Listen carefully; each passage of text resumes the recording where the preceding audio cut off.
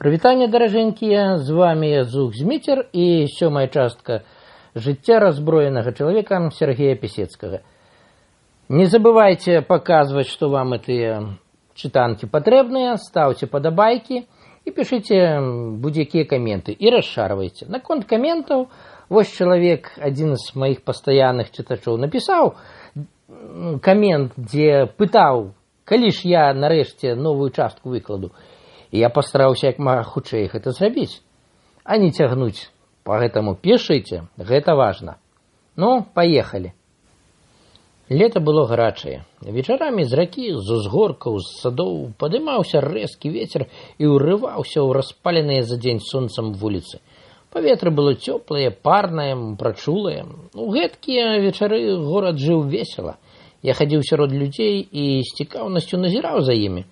Я быў цяпер добра апрануты і не вылучаўся сваім выглядам, але ніякай пацехі я не мог сабе дазволіць. Маім кіно і тэатрам былі вуліцы, пляцы, паркі, увесь горад. Аднаго дня я зайшоў у забягалаўку на вуліцы Запальнай, замовіў порцыю свінячай кілбасы з капустаю і бутэльку піва. Падлічваў у думках, колькі за гэта заплачу і колькі грошай мне застанецца. Рахунак быў нескладаны.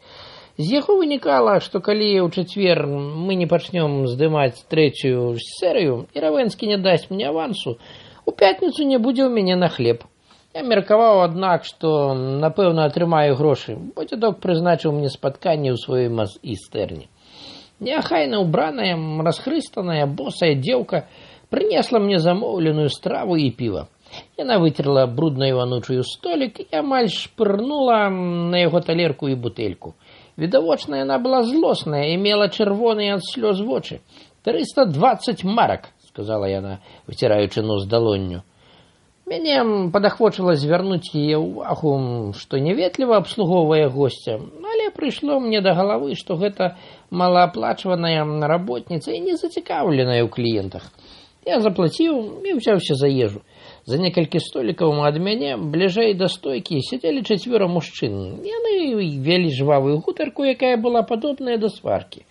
Гаварылі прыцішанымі галасамі, але часам пачыналі амаль крычаць. З урыўкаў размовы я зразумеў, што гаворка ідзе пра падзел нейкіх грошай, а з іх паводзін было відаць, што двое п'яныя. У пэўны момант адзін з іх, цвярозы, зняўся і сказаў: «На дурную батню няма часу.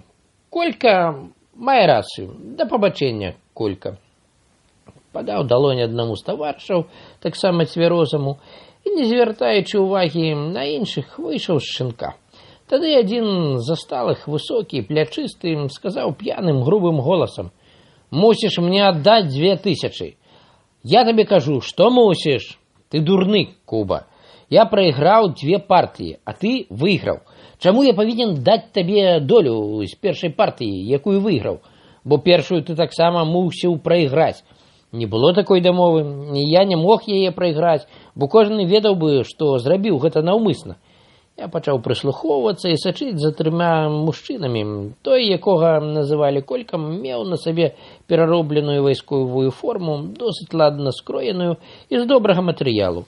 Я прыйшоў да высновы, што яго нядаўна дэмабілізавалі. У яго быў смуглы твар, цёмныя валасы, і ён ствараў сімпатычнае ўражанне. Плечысты мужчына, які сварыўся з Колькам і якога называлі Куба, быў непрыемным, паводзіў сябе нахабна. Трэці не ўплыўтваўся ў размову, быў п'яны. Куба ударыў кулаком у столік так моцна, што шклянкі на ім забрызгаталі, а пустая бутэлька ад гарэлкі павалілася. «А я табе кажу, што я маю рацыю!» «Калі працверажееш, — адказаў Колька, — дык зразумееш, што не меў рацыі». «Маю!» — зноў гахнуў кулаком у столік Куба. З-за стойкі выйшаў рослы мужчына. Быў у камізэльцы і меў закасаныя рукавы ў кашулі. Ён наблізіўся да століка гасцей, што сварыліся, і сказаў рэзка: «Прашу не буяніць тут і выйсці з нашай установы». «Табе заплацілі?» — спытаў яго Куба. «Заплатілі, але прашу не біць посуд і не крычаць. Прашу адсюль выйсці». Тады Куба, седзячы ў крэсле, ткнуў у жывот гаспадара шынка, які пахіснуўся ад удару і крыкнуў у бок стойкі: «Фялька, бяжы хутчэй за паліцыяй!» Куба схапіўся на ногі, узняў да гары крэсла, на якім раней сидзеў, і хацеў ударыць ім гаспадара Шынка. У гэты момант Колька схапіў крэсла і вырваў яго ад Кубы.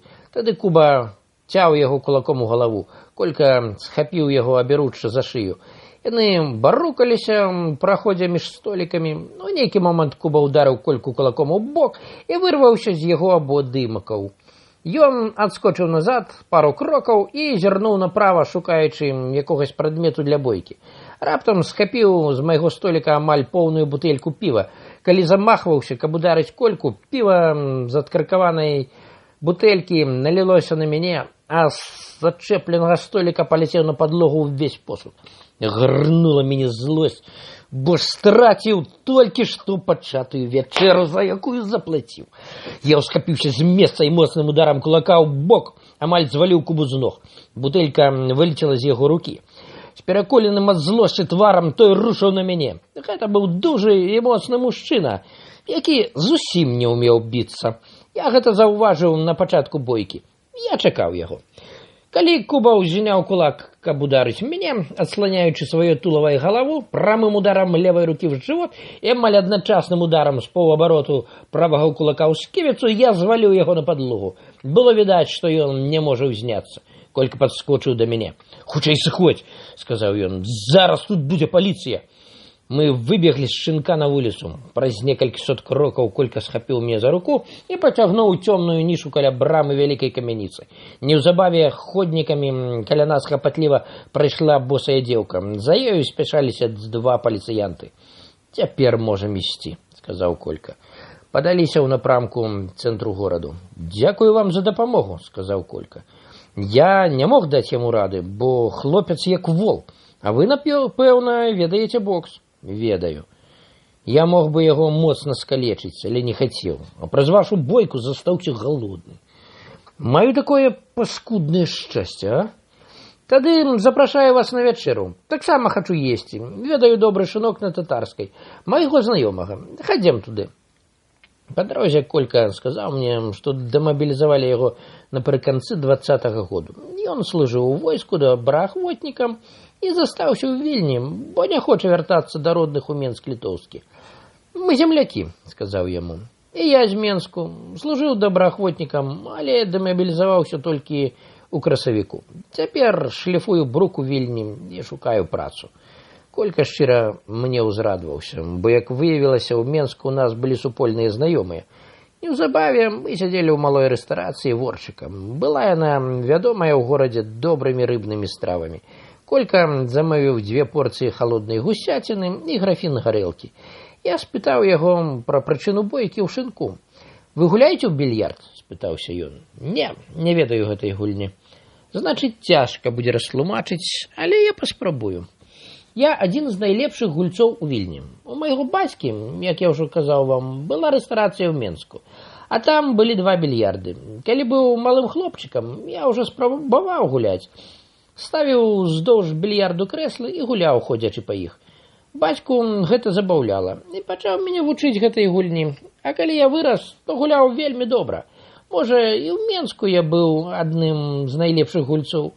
Калі ж па звальненні з войска апынуўся ў Вільні, дык якраз пачаў жыць з гэтай гульні. Гэтак склалася. Такім чынам я гуляю на грошы. Звычайна, калі гуляюць добрыя гульцы, заўзятары робяць заклады на тое, хто выйграе. Калі вельмі добры гулец гуляе са слабым, дык звычайна апошняму даюць фору, каб выраўняць шансы. Таму часта здараецца, што добры гулец прайграе слабейшаму. Але ў нас, майстроў кія, ёсць свае камбінацыі. Мы дамаўляемся з заўзятарамі і гуляем так, каб наўмысна прайграць, калі маем шанец на выйгранку. У гэты час нашы заўзятары ставяць на слабых гульцоў, якія выйграюць. Ці не выглядае гэта падазрона? У тым вось і справа, сказаў Колька. Трэба быць таксама і акторам. Трэба гуляць так, каб выглядала, што намагаешся выйграць. Але вам даводзіцца плаціць за прайгранку? Так. Але здараецца, што я гуляю партыю на 1000 марак і прайграю іх, а мае заўзятары выйграюць 10 000. З гэтага атрымліваю потым трэць альбо палову. Гэта залежыць ад дамовы. Чаму тады той Куба пачаў біцца? Бо быў п'яны. А дачапіўся да таго, што я выйграў партыю, якую трэба было прайграць. Але гэтак склалася, што не мог яе прайграць, бо выглядала б гэта на зліў. Гэта значыць наўмысная прайгранка, так што мае заўзятары страцілі сёння на адной партыі, але зарабілі на 2 наступных. У выніку выйгралі, але Куба ўпёрся па п'яні, што ён не павінен плаціць мне са сваёй выйгранкі. Ён сам гулец, сярэдні, і неблагі хлопец. Цудоўна гуляе ў карты, але калі нап'ецца, невыносны. Што з ім цяпер будзе? Ноч праседзіць пад арыштам, падпіша пратакол, але справу абавязкова замажуць. Паліцыя яго ведае. Добра, што не здарылася нічога значнага, бо мог бы разбіць галаву мне альбо гаспадару рэстарацыі. Але ж гарэлка, паскудны напой. Ваша праўда, вып'ем за гэта. Даўно я не еў такой смачнай вячэры. Ад гарэлкі пачало віраваць у галаве, але было вельмі весела. Спатканне з земляком усцешыла мяне. Мне падавалася, што гэта варожыць лепшую будучыню. Колька быў кемлівы і добра спрактыкаваны ў жыцці. Можа таму, што з дзяцінства кантактаваў з дарослымі, гасцямі ў рэстарацыі свайго бацькі. Калі я расказаў яму з горачу, як намагаўся і намагаюся дагэтуль знайсці працу, ён прызнаўся. А я нават не шукаў. Ведаў, што як толькі нешта знайду, дык будзе гэта праца асла для нейкай свінні. Прадалі нас нашы правадары ў рызе. Прадалі як барана, каб хутчэй дарвацца да пасад, да кіравання. А жаўнер, ці ж ён іх цікавіць? Жаўнер-добраахвотнік – гэта наяўняк, які ў імя узнёслых мэтаў будуе для розных махінатараў палацы, а сябе падводзіць пад крымінал. Калі жаўнер быў патрэбным, дык была для яго ежа, абмундзіраванне, зброя. Калі выканаў сваё заданне, для яго нічога няма. Ідзі, герой, крадзі, рабуй, альбо галадай. Ім прасцей змагацца са злачынцамі, чым сцерагчы людзей ад злачынства. Яны робяць так, бо самі бяздумныя, але на гэтым яны прайграюць. Зрынуцца ідэалы, у імя якіх моладзь ішла змагацца, збанкрутуюць узнёслыя лёзунгі, застанецца толькі іх сапраўдны дэвіз. Пасля нас хоць потоп. Чаму не заснаваць грамадскіх работ, каб даць занятак усім, каму пільна патрэбна праца? Гэта ж да таго акупілася б. Дарогі тут кепскія, рэкі нечышчаныя. Нашто ім тлуміць сабе гэтым головы? Шынкі ёсць, кабары ёсць. Яны ведаюць, што спрытнюгі і без іх прыстрояцца.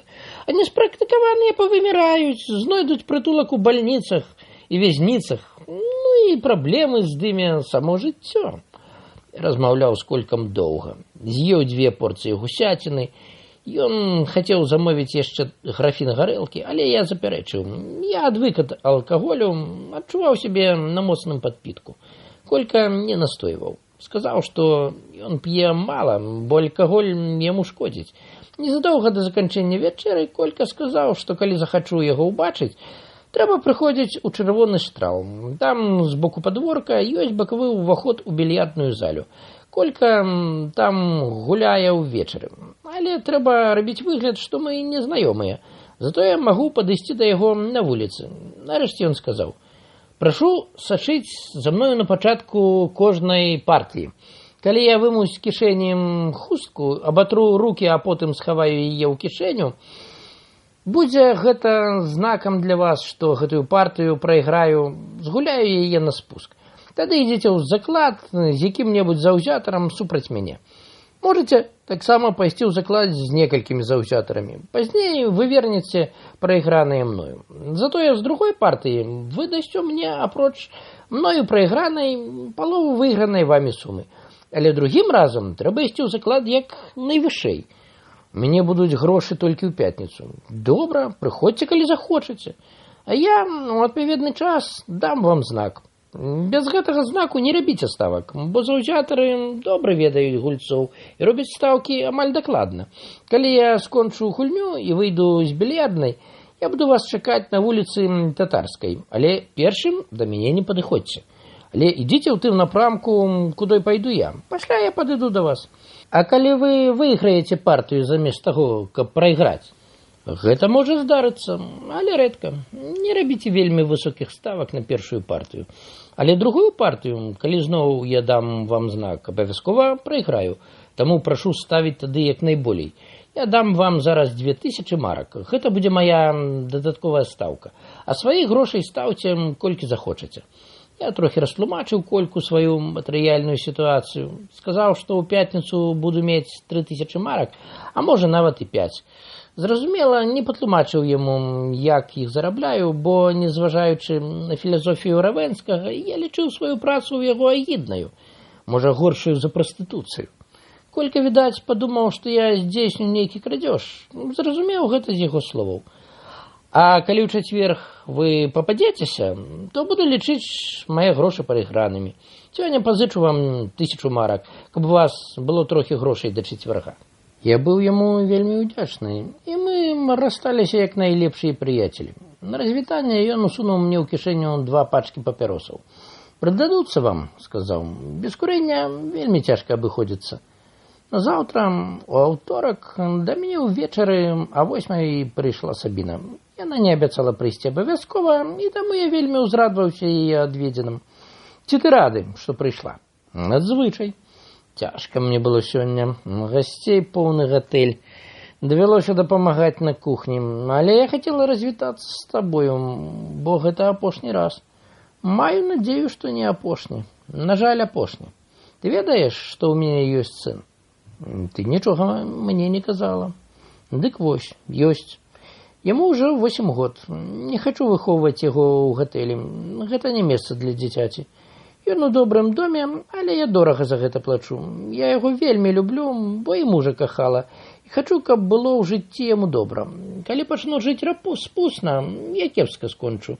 Ёсць сяброўкі, якім госці добра плоцяць, але гэта заўжды дрэнна сканчваецца. Я не хачу мець каханкаў ані за грошы, ані задарма. Можа, яшчэ выйду замуж. Ёсць такі, які пра мяне клапоціцца. Старэйшы за цябе? Нашмат старэйшы. Але мае ўласны дом і сад. Ён не падабаецца мне, але пазнаёмлюся з ім лепш. Калі будзе да мяне добры і да сына, дык выйду за яго.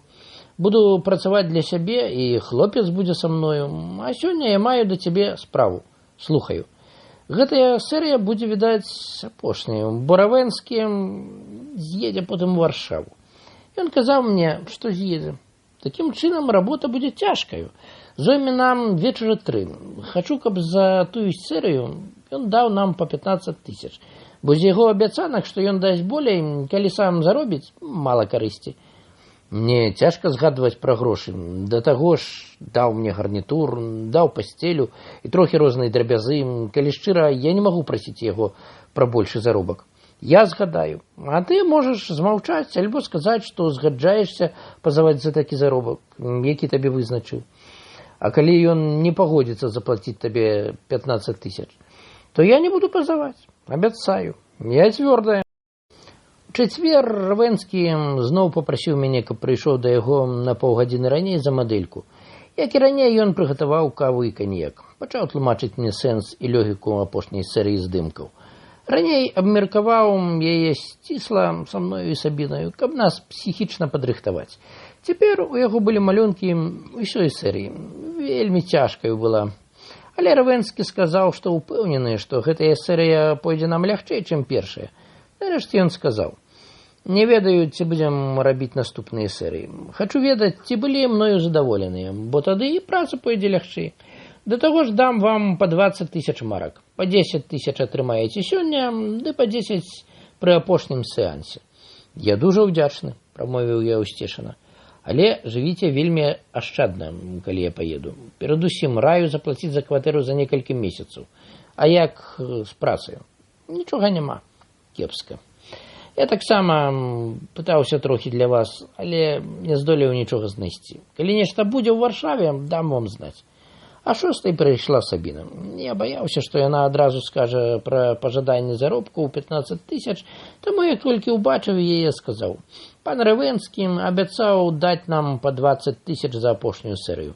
«О, вельмі прыемна», – сказала мадэлька. «Якраз патрэбны грошы». Пасля кароткага абмеркавання ўсёй серыі мы распачалі працу.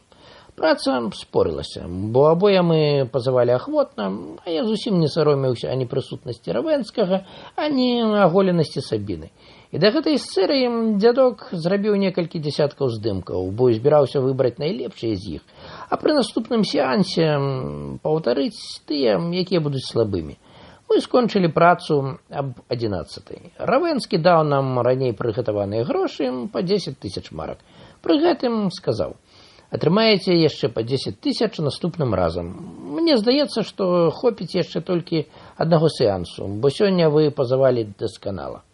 Мы дамовіліся наступным разам спаткацца ў суботу о 6 вечара. Калі мы выйшлі ад Равенскага, я пачаў настойліва прасіць Сабіну, каб яна засталася ў мяне на ноч.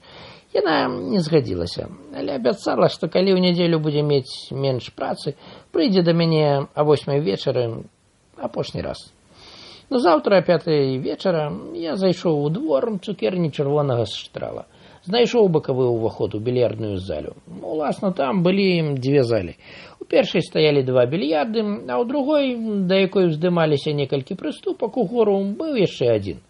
У Вільні было шмат більярдных. У Чырвоным Штрале, у першай зале, на другім більярдзе, гулялі звычайна найлепшыя гульцы гораду. Гульня іх ішла пераважна з высокімі стаўкамі, а заўзятары закладаліся на сваіх фаварытаў яшчэ дражэй. Некаторыя гульцы былі прафесіяналамі і жылі з гульні. Сярод заўзятараў было таксама шмат прафесіяналаў, горшых гульцоў, але добрых знаўцаў гульні. Яны ставілі на майстроў, як на бегавых коней. А паколькі гульня тут ішла цэлымі днямі, заўсёднікі мелі мноства зручных аказій здабыць дробныя сумы грошай. Найлепшыя гульцы прыходзілі толькі ўвечары. Не ўсе з іх належалі да прафесіяналаў, некаторыя мелі працу. Адзін быў уласнікам малой рэстарацыі, а час ад часу прыходзіў вайсковец, ротмістр, які гуляў весела, зухавата, на вялікія закладкі і стаўся улюблёнцам заўзятараў. Колька быў прафесіяналам і лічылі яго за аднаго з 4 найлепшых гульцоў гораду.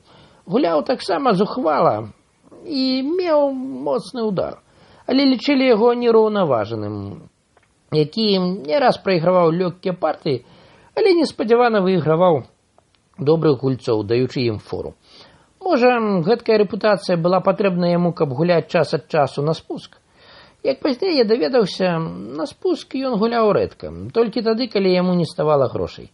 І звычайна выпраўляў пад псаваную за адзін дзень рэпутацыю некалькімі днямі добрай гульні. Я прысеў на крэсла пры сцяне, з цікаўнасцю аглядаў залю і людзей, што знаходзіліся ў ёй, і назіралі гульню за 2 сталамі. У некаторых месцах між сталамі стаялі малыя столікі. Адзін афіцыянт абслугоўваў 2 залі і час ад часу прыносіў замоўленыя стравы і напоі. Відавочна, буйная гульня яшчэ не пачалася, бо шмат крэслаў было вольных. Колькі таксама не было ў зале, ён прыйшоў пад 6 гадзіну. У таварыстве паджылога тоўстага жыда, уласніка рэстарацыі, а таксама худога высокага мужчыны гадоў каля 50, якога называў інжынер. Потым я даведаўся, што такую мянушку далі яму не з-за прафесіі, але з-за стылю гульні. Гуляў ён паволі, старанна, аглядаў пазіцыі шароў, вымерваў кут. Акурат сёння ён і Колька павінны былі гуляць. Пасля іх прыходу ў зале запанавала ажыўленне. Гульцы пры другім більярдзе, найлепшым, паспяшаліся закончыць партыю. Інжынер і Колька выбралі кіі са стойкі, афіцыянт зграбна паклаў пірамідкаю шары і запісаў крэйдай на дошцы час пачатку гульні. Я уважліва назіраў за Колькам, чакаючы, што ён дасць мне умоўлены знак. Але ён некалькі разоў зірнуў на мяне абыякава. Я зрабіў выснову, што першую партыю ён збіраецца згуляць сур'ёзна. «Гуляем на 2000?» – прапанаваў інжынер. «Паехалі», – пагадзіўся Колька. У зале пачуліся размовы. Некаторыя заўзятары ішлі ў заклад. Адзін з іх звярнуўся да мяне. 1000 марак на інжынера. Дарма, што Колька папярэдзіў мяне, каб я не гуляў без яго папярэджання. Я прыняў заклад. У зале былі чуваць галасы заўзятараў. «Ставлю 2000 на інжынера. Хто адкажа?» «1000 на Кольку». Пачалася гульня. Колька і інжынер гулялі роўна, без форы. Інжынер гуляў паволі, старанна, Колька хутка і быццам бы нядбала. Я бачыў, што ён намагаецца выйграць. Ён выйграў амаль выпадкова, бо інжынер, зрэзваючы цяжкі шар ад борта, паклаў яго над лузаю. У зале зноў запанавала ажыўленне. Заўзятары сплачвалі прайгранае, я атрымаў 1000 марак і уважліва сачыў за колькам, які ўзяў ад інжынера выйграныя грошы. «Пачнём другую партыю на 2000?» – спытаў яго інжынер. «Паехалі!» Пачаў шмараваць канец кія крэйдаю, потым зірнуў на мяне і выняў з правай кішэні нагавіц хусцінку для носа, выцер далоні і схаваў яе ў левую кішэню. Я зрабіў выснову, што Колька гэтую партыю прайграе. Звярнуўся да некалькіх заўзятараў. «Стаўлю 4000 на інжынера». 2 заўзятары прынялі мой заклад па 2000. Пасля выйгранай першай партыі Колька быў фаварытам і ахвотна ставілі на яго. Другая партыя цягнулася доўга. Было відаць, што інжынер хоча абавязкова выйграць. Колька таксама гуляў больш старанна і выглядала на тое, што збіраецца выйграць. Назіраючы за ім, я зразумеў, што ў сапраўднасці той грае ролю. Удае, што хоча выйграць, хаця насамрэч зацікаўлены прайграць. Урэшце, ён прайграў партыю. Я атрымаў ад заўзятараў выйграныя мною заклады 4000, працягваў назіраць за Колькам. Заўважыў, што ён зноў выняў з кішэні, гэтым разам з левай хусцінку, выцер далоні і схаваў яе ў правую кішэню. Інжынер хацеў павысіць стаўку, але Колька не пагадзіўся. Я паставіў на інжынера на 2000 з 3 заўзятарамі, і гэтым разам Колька прайграў. Тады ён прапанаваў інжынеру разыграць партыю на 4000. Той пагадзіўся. Моўнага знаку гэтым разам Колька мне не даў. З гэтага зрабіў выснову, што збіраецца выйграць апошнюю партыю. Таму паставіў на яго 1000 марак. Гэтую партыю Колька лёгка выйграў. Інжынеру гульня не пайшла. Ён 2 разы прапусціў лёгкія шары і нават выглядала, што наўмысна прайграе. Заўзятары, аднак, ведалі, што інжынер заможны аматар і ніколі на спуск не гуляе. Вынік гульні быў наступны. Колька выйграў 2 партыі і інжынер 2, але Колька зарабіў на гэтым 2000. Я ж выйграў для сябе 2000, а паводле пададзенага мне знаку 10 000.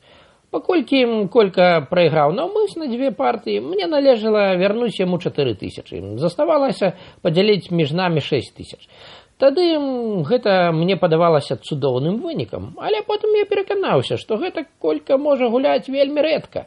Акрамя таго, былі выпадкі, калі замест таго, каб прайграць, ён выйграваў, хоць яго супольнік шмат ставіў на праціўніка Колькі. Тады абодва цярпелі значныя страты.